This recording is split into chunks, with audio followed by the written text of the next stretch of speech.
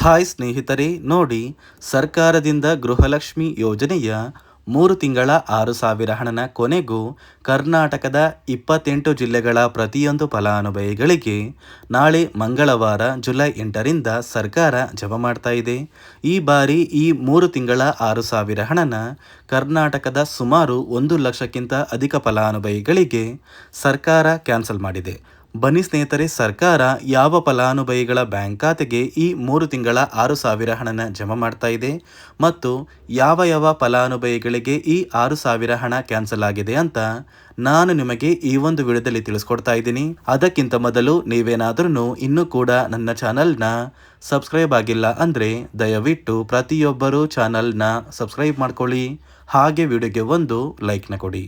ಹೌದು ವೀಕ್ಷಕರೇ, ಗೃಹಲಕ್ಷ್ಮಿ ಯೋಜನೆಯ ಪ್ರತಿಯೊಂದು ಫಲಾನುಭವಿಗಳಿಗೆ ಸರ್ಕಾರ ನಿಮ್ಮ ಬ್ಯಾಂಕ್ ಖಾತೆಗೆ 3 ತಿಂಗಳ 6,000 ಹಣನ ಜುಲೈ 8ರಿಂದ ಜಮಾ ಮಾಡ್ತಾ ಇದೆ. ಪ್ರತಿಯೊಂದು ಫಲಾನುಭವಿಗಳಿಗೆ 20ನೇ ಕಂತಿನ ಹಣ, 21ನೇ ಕಂತಿನ ಹಣ ಹಾಗೂ 22ನೇ ಕಂತಿನ ಹಣ ಅಂದರೆ ಏಪ್ರಿಲ್, ಮೇ ಮತ್ತು ಜೂನ್ ತಿಂಗಳ 3 ತಿಂಗಳ 6,000 ಹಣನ ನಿಮ್ಮ ಬ್ಯಾಂಕ್ ಖಾತೆಗೆ ಸರ್ಕಾರ ಜಮಾ ಮಾಡ್ತಾ ಇದೆ. ಈ ಬಾರಿ ಈ 6,000 ಹಣನ ನೀವು ಪಡ್ಕೋಬೇಕು ಅಂದರೆ ಪ್ರತಿಯೊಂದು ಫಲಾನುಭವಿಗಳಿಗೆ ಸರ್ಕಾರ 5 ಹೊಸ ನಿಯಮಗಳನ್ನ ಕೂಡ ಜಾರಿಗೆ ತಂದಿದೆ. ಈ 5 ಹೊಸ ನಿಯಮಗಳ ಆಧಾರದ ಮೇಲೆ ಪ್ರತಿಯೊಂದು ಫಲಾನುಭವಿಗಳಿಗೆ ಹಣ ಜಮಾ ಆಗಲಿದೆ. ಒಂದು ವೇಳೆ ನೀವು ಈ ನಿಯಮಗಳನ್ನ ಪಾಲಿಸಿಲ್ಲ ಅಂದರೆ ನಿಮ್ಮ ಬ್ಯಾಂಕ್ ಖಾತೆಗೆ ಹಣ ಜಮಾ ಆಗೋದಿಲ್ಲ ಮತ್ತು ನಿಮ್ಮ ಬ್ಯಾಂಕ್ ಖಾತೆಗೆ ಗೃಹಲಕ್ಷ್ಮಿ ಯೋಜನೆಯ ಒಟ್ಟು 19 ಕಂತಿನ ಹಣನ ಖಂಡಿತವಾಗಿ ನೀವು ಪಡ್ಕೊಂಡಿರಬೇಕು. ಒಂದು ವೇಳೆ ನಿಮ್ಮ ಬ್ಯಾಂಕ್ ಖಾತೆಗೆ 1 ಕಂತಿನ ಹಣ ಕೂಡ ಪೆಂಡಿಂಗ್ ಇದ್ದರೆ ಸರ್ಕಾರ ಈ 3 ತಿಂಗಳ 6,000 ಹಣನ ನಿಮ್ಮ ಬ್ಯಾಂಕ್ ಖಾತೆಗೆ ಜಮಾ ಮಾಡೋದಿಲ್ಲ. ಅದೇ ಒಂದು ಕಾರಣಕ್ಕೆ ಯಾರಿಗೆಲ್ಲ ಇನ್ನ ಕೂಡ ಪೆಂಡಿಂಗ್ ಇರುವ ಹಣ ಜಮಾ ಆಗಿಲ್ಲ, ಆದಷ್ಟು ಬೇಗ ನೀವು ನಿಮ್ಮ ಊರಿಗೆ ಹತ್ತಿರವಿರುವ ಮಹಿಳಾ ಮತ್ತು ಮಕ್ಕಳ ಅಭಿವೃದ್ಧಿ ಇಲಾಖೆಗೆ ಭೇಟಿ ನೀಡಿ ಆ ಒಂದು ಇಲಾಖೆಯ ಅಧಿಕಾರಿಗಳು ನಿಮ್ಮ ಬ್ಯಾಂಕ್ ಖಾತೆಗೆ ಪೆಂಡಿಂಗ್ ಇರುವಂತಹ ಗೃಹಲಕ್ಷ್ಮಿ ಯೋಜನೆಯ ಎಲ್ಲ ಕಂತಿನ ಹಣನ ಪಡ್ಕೊಳ್ಳೋದಕ್ಕೆ ಸಹಾಯ ಮಾಡ್ತಾರೆ. ಅದೇ ರೀತಿ ಈ ಬಾರಿ ಸರ್ಕಾರ ಗೃಹಲಕ್ಷ್ಮಿ ಯೋಜನೆಯ 3 ತಿಂಗಳ 6,000 ಹಣನ ಜಮಾ ಮಾಡ್ತಾ ಇದೆ. ಪ್ರತಿಯೊಂದು ಫಲಾನುಭವಿಗಳಿಗೆ ನಾಳೆ ಮಂಗಳವಾರ ಜುಲೈ 8ರಿಂದ ಕರ್ನಾಟಕದ 28 ಜಿಲ್ಲೆಗಳ ಪ್ರತಿಯೊಬ್ಬರಿಗೂ ಈ 6,000 ಹಣ ಜಮಾ ಆಗ್ತಾ ಇದ್ದು, ಬನ್ನಿ ಸ್ನೇಹಿತರೆ, ಯಾವ ಜಿಲ್ಲೆಯ ಯಾವ ಫಲಾನುಭವಿಗಳಿಗೆ ಸರ್ಕಾರ ಈ 6,000 ಹಣನ ಜಮಾ ಮಾಡ್ತಾ ಇದೆ ಅಂದರೆ ನೋಡಿ ಸ್ನೇಹಿತರೆ, ಮೊದಲಿಗೆ ರಾಮನಗರ, ಚಿಕ್ಕಬಳ್ಳಾಪುರ, ಬೆಂಗಳೂರು ನಗರ, ಬೆಂಗಳೂರು ಗ್ರಾಮಾಂತರ, ವಿಜಯಪುರ, ಧಾರವಾಡ, ಹಾವೇರಿ, ಗದಗ, ಉತ್ತರ ಕನ್ನಡ, ಶಿವಮೊಗ್ಗ, ತುಮಕೂರು, ಬಳ್ಳಾರಿ, ಬೀದರ್, ಕಲಬುರಗಿ, ಕೊಪ್ಪಳ, ರಾಯಚೂರು, ಯಾದಗಿರಿ, ವಿಜಯನಗರ, ಚಾಮರಾಜನಗರ, ಚಿಕ್ಕಮಗಳೂರು, ದಕ್ಷಿಣ ಕನ್ನಡ, ಹಾಸನ, ಕೊಡಗು, ಮಂಡ್ಯ, ಮೈಸೂರು ಮತ್ತು ಉಡುಪಿ ಈ ಜಿಲ್ಲೆಯ ಪ್ರತಿಯೊಂದು ಫಲಾನುಭವಿಗಳಿಗೆ ಸರ್ಕಾರ ಗೃಹಲಕ್ಷ್ಮಿ ಯೋಜನೆಯ ಒಟ್ಟು 3 ತಿಂಗಳ 6,000 ಹಣನ ಜಮಾ ಮಾಡ್ತಾ ಇದ್ದು, ನೋಡಿ ಸ್ನೇಹಿತರೆ, ನಿಮ್ಮ ಬ್ಯಾಂಕ್ ಖಾತೆಗೆ ಒಟ್ಟು 19 ಕಂತಿನ ಹಣನ ನೀವು ಪಡ್ಕೊಂಡಿರಬೇಕು. ಒಂದು ವೇಳೆ ನಿಮ್ಮ ಬ್ಯಾಂಕ್ ಖಾತೆಗೆ 18 ಕಂತಿನ ಹಣ ಬಂದಿದ್ರೂ ಕೂಡ ಈ 3 ತಿಂಗಳ 6,000 ಹಣ ಜಮಾ ಆಗೋದಿಲ್ಲ. ಕಾರಣ ಏನು ಅಂದರೆ ಪೆಂಡಿಂಗ್ ಇರುವ ಫಲಾನುಭವಿಗಳ ಬ್ಯಾಂಕ್ ಖಾತೆಗೆ ಹಣನ ಜಮಾ ಮಾಡಿದ್ರೆ ಈ 3 ತಿಂಗಳ ಹಣ ಕೂಡ ಜಮಾ ಆಗೋದಿಲ್ಲ, ಬದಲಿಗೆ ಆ ಒಂದು ಹಣ DBTಯಲ್ಲೇ ಸ್ಟಕ್ ಆಗುತ್ತೆ. ಅದೇ ಒಂದು ಕಾರಣಕ್ಕೆ ಯಾರೆಲ್ಲ 19 ಕಂತಿನ ಹಣನ ಪಡ್ಕೊಂಡಿದ್ದೀರಾ, ನಿಮ್ಮಂತಹ ಪ್ರತಿಯೊಂದು ಫಲಾನುಭವಿಗಳ ಬ್ಯಾಂಕ್ ಖಾತೆಗೆ ಸರ್ಕಾರ ಗೃಹಲಕ್ಷ್ಮಿ ಯೋಜನೆಯ ಒಟ್ಟು 3 ತಿಂಗಳ 6,000 ಹಣನ ಜುಲೈ 8ರಿಂದ ಜಮಾ ಮಾಡ್ತಾ ಇದ್ದು, ಜುಲೈ ತಿಂಗಳು ಮುಗಿಯುವಷ್ಟರಲ್ಲಿ ನಿಮ್ಮ ಬ್ಯಾಂಕ್ ಖಾತೆಗೆ ಈ ಒಂದು ಹಣನ ಪಡ್ಕೋತಿದ್ದೀರಾ. ನೋಡಿ ಸ್ನೇಹಿತರೆ, ಈ ಬಾರಿ ಸುಮಾರು 1 ಲಕ್ಷಕ್ಕಿಂತ ಅಧಿಕ ಫಲಾನುಭವಿಗಳ ಬ್ಯಾಂಕ್ ಖಾತೆಗೆ ಸರ್ಕಾರ ಗೃಹಲಕ್ಷ್ಮಿ ಯೋಜನೆಯ ಹಣನ ಜಮಾ ಮಾಡ್ತಾ ಇಲ್ಲ. ಕಾರಣ ಏನು ಅಂದರೆ ನಿಮ್ಮ ಬ್ಯಾಂಕ್ ಖಾತೆಗೆ DBT ಮೂಲಕ ಹಣ ಜಮಾ ಮಾಡುವಂತಹ ಸಂದರ್ಭದಲ್ಲಿ ಸರ್ಕಾರ ಸಾಕಷ್ಟು ಫಲಾನುಭವಿಗಳ ಒಂದು ಬ್ಯಾಂಕ್ ಖಾತೆಗೆ ಹಣ ಜಮಾ ಮಾಡೋದನ್ನು ಕ್ಯಾನ್ಸಲ್ ಮಾಡಿದೆ.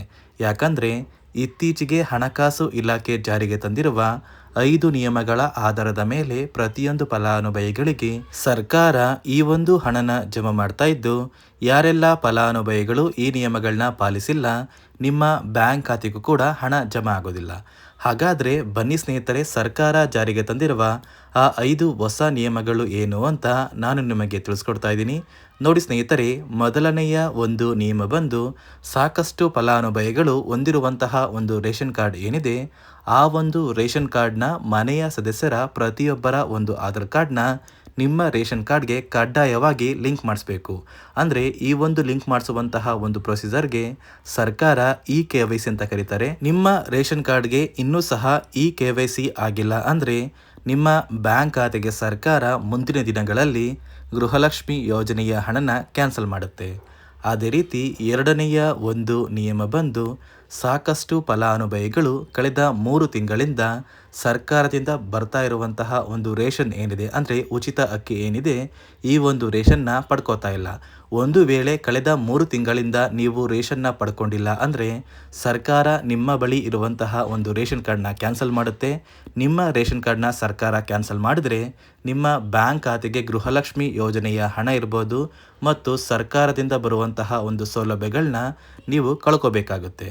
ಅದೇ ರೀತಿ ಮೂರನೆಯ ಒಂದು ನಿಯಮ ಬಂದು ನೋಡಿ ಸ್ನೇಹಿತರೆ, ನಿಮ್ಮ ಬಳಿ ಇರುವಂತಹ ಒಂದು ಆಧಾರ್ ಕಾರ್ಡ್ ಏನಿದೆ, ಆ ಒಂದು ಆಧಾರ್ ಕಾರ್ಡ್ನ ಕಳೆದ 15 ವರ್ಷಗಳಲ್ಲಿ ನೀವು ಯಾವುದೇ ರೀತಿಯ ಒಂದು ತಿದ್ದುಪಡಿನ ಮಾಡಿಸಿಲ್ಲ ಅಂದರೆ ನಿಮ್ಮ ಬ್ಯಾಂಕ್ ಖಾತೆಗೆ ಸರ್ಕಾರ ಗೃಹಲಕ್ಷ್ಮಿ ಯೋಜನೆಯ ಹಣನ ಕ್ಯಾನ್ಸಲ್ ಮಾಡುತ್ತೆ. ಯಾಕಂದರೆ ಸರ್ಕಾರದಿಂದ ಬಂದಿರುವಂತಹ ಒಂದು ಆದೇಶದ ಪ್ರಕಾರ ಪ್ರತಿಯೊಂದು ಫಲಾನುಭವಿಗಳು ಕಳೆದ 15 ವರ್ಷಗಳಲ್ಲಿ ಯಾವುದೇ ರೀತಿಯ ಒಂದು ತಿದ್ದುಪಡಿನ ನಿಮ್ಮ ಆಧಾರ್ ಕಾರ್ಡ್ಗೆ ನೀವು ಮಾಡಿಸಿಲ್ಲ ಅಂದರೆ ಕಡ್ಡಾಯವಾಗಿ ಆದಷ್ಟು ಬೇಗ ನಿಮ್ಮ ಆಧಾರ್ ಕಾರ್ಡ್ಗೆ ತಿದ್ದುಪಡಿನ ಮಾಡಿಸಿ. ಅದೇ ರೀತಿ ನಾಲ್ಕನೆಯ ಒಂದು ನಿಯಮ ಬಂದು ನಿಮ್ಮ ಕುಟುಂಬದ ಒಂದು ವಾರ್ಷಿಕ ಆದಾಯ 7 ಲಕ್ಷಕ್ಕಿಂತ ಕಡಿಮೆ ಇರಬೇಕು. ಒಂದು ವೇಳೆ ನಿಮ್ಮ ಕುಟುಂಬದ ವಾರ್ಷಿಕ ಆದಾಯ 7 ಲಕ್ಷಕ್ಕಿಂತ ಜಾಸ್ತಿ ಇದ್ದರೆ ನಿಮ್ಮ ಬ್ಯಾಂಕ್ ಖಾತೆಗೆ ಸರ್ಕಾರ ಗೃಹಲಕ್ಷ್ಮಿ ಯೋಜನೆಯ ಹಣನ ಕ್ಯಾನ್ಸಲ್ ಮಾಡುತ್ತೆ. ಅದೇ ರೀತಿ ಐದನೆಯ ಒಂದು ನಿಯಮ ಬಂದು ನಿಮ್ಮ ಕುಟುಂಬದ ಸದಸ್ಯರು ಅಥವಾ ಗೃಹಲಕ್ಷ್ಮಿ ಯೋಜನೆಯ ಫಲಾನುಭವಿಗಳು ಯಾರು ಕೂಡ ಸರ್ಕಾರಿ ನೌಕರರಾಗಿ ಕಾರ್ಯನಿರ್ವಹಿಸ್ತಾ ಇರಬಾರ್ದು. ಒಂದು ವೇಳೆ ನಿಮ್ಮ ಕುಟುಂಬದಲ್ಲಿ ಯಾರೇ ಆಗಿದ್ರೂ ಸರ್ಕಾರಿ ನೌಕರರಾಗಿ ಕಾರ್ಯನಿರ್ವಹಿಸ್ತಾ ಇದ್ದರೆ ನಿಮ್ಮ ಬ್ಯಾಂಕ್ ಖಾತೆಗೆ ಗೃಹಲಕ್ಷ್ಮಿ ಯೋಜನೆಯ ಹಣ ಕ್ಯಾನ್ಸಲ್ ಆಗುತ್ತೆ.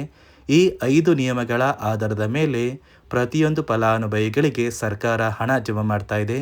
ಒಂದು ವೇಳೆ ನೀವು ಈ 5 ನಿಯಮಗಳನ್ನ ಪಾಲಿಸಿಲ್ಲ ಅಂದರೆ ನೀವು ಕೂಡ ಗೃಹಲಕ್ಷ್ಮಿ ಯೋಜನೆಯ ಹಣದಿಂದ ವಂಚಿತರಾಗಬೇಕಾಗುತ್ತೆ. ನೋಡಿ ವೀಕ್ಷಕರೇ, ಗೃಹಲಕ್ಷ್ಮಿ ಯೋಜನೆಯ ಪ್ರತಿಯೊಂದು ಫಲಾನುಭವಿಗಳಿಗೆ ಈ ಜುಲೈ ತಿಂಗಳು ಮುಗಿಯುವಷ್ಟರಲ್ಲಿ ನಿಮ್ಮ ಬ್ಯಾಂಕ್ ಖಾತೆಗೆ ಒಟ್ಟು 22 ಅಥವಾ 23 ಕಂತುಗಳ ಹಣನ ಸರ್ಕಾರ ಜಮಾ ಮಾಡಬೇಕು ಅಂತ ಹಣಕಾಸು ಇಲಾಖೆ ನಿರ್ಧಾರ ಮಾಡಿದ್ದು, ಪ್ರತಿಯೊಂದು ಫಲಾನುಭವಿಗಳಿಗೆ 20ನೇ ಕಂತಿನ ಹಣ, 21ನೇ ಕಂತಿನ ಹಣ ಹಾಗೂ 22ನೇ ಕಂತಿನ ಹಣ, ಈ 3 ತಿಂಗಳ 6,000 ಹಣ ನಾಳೆ ಮಂಗಳವಾರದಿಂದ ಪ್ರತಿಯೊಂದು ಫಲಾನುಭವಿಗಳಿಗೆ ಜಮಾ ಆಗ್ತಾ ಇದೆ. ಆದಷ್ಟು ಬೇಗ ಪ್ರತಿಯೊಬ್ಬರು ಈ ಒಂದು ಹಣನ ಪಡ್ಕೋತೀರಾ ಅಂತ ಹೇಳ್ತಾ, ಇದಿಷ್ಟು ಸರ್ಕಾರದಿಂದ ಬಂದಿರುವಂತಹ ಒಂದು ಹೊಸ ಮಾಹಿತಿಯಾಗಿದೆ. ನಾನು ಕೊಟ್ಟಿರುವಂತಹ ಮಾಹಿತಿ ನಿಮಗೆ ಇಷ್ಟ ಆಗಿದ್ದಲ್ಲಿ ದಯವಿಟ್ಟು ಪ್ರತಿಯೊಬ್ಬರು ನನ್ನ ಚಾನಲ್ನ ಸಬ್ಸ್ಕ್ರೈಬ್ ಮಾಡ್ಕೊಳ್ಳಿ, ಹಾಗೆ ವಿಡಿಯೋಗೆ ಒಂದು ಲೈಕ್ನ ಕೊಡಿ.